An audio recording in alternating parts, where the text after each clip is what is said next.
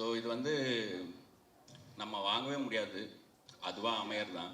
இப்போ நான் யாருன்ற கேள்வி எனக்குள்ளே வரும்போது தான் நான் சும்மா போட்ட ஃபேஸ்புக் போஸ்ட்லேருந்து ஒரு கதை உருவாகி நான் யாருன்னு கேட்டால் தெரியலன்னு சொல்கிற அளவுக்கு க்ளூலெஸ்ஸாக இருக்கிற ஒரு 29 வயசு பையன்.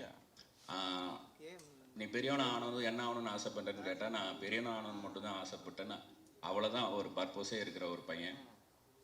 அவன் லைஃப்குள்ளே ஏர்லி 20s இருக்கிற ஒரு பொண்ணு, தெளிவாக ஒரு பொண்ணு வரும். அந்த பொண்ணும் பையனும் சேர்ந்து ட்ராவல் ஆகிறதுல தன்னை தானே அவங்க எப்படி ஐடென்டிஃபை பண்ணிக்கிறாங்கன்ற ஒரு படமாக அது உருவாச்சு. இதில் எனக்கு நிறைய விஷயங்கள் 29 வயசில் தான் நடந்ததுன்னும் போது எனக்கு இதுதான் டைட்டிலாக இருக்கணும்னு தோணுச்சு.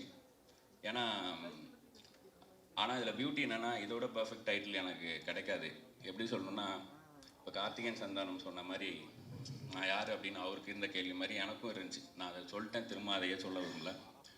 அப்போது இந்த டைட்டிலே வந்து அதே மாதிரி தான் இருக்குது. இப்போ 29 போட்டு இதை புரிய வைக்கிறதுக்கே போராட்டமாக இருக்குது.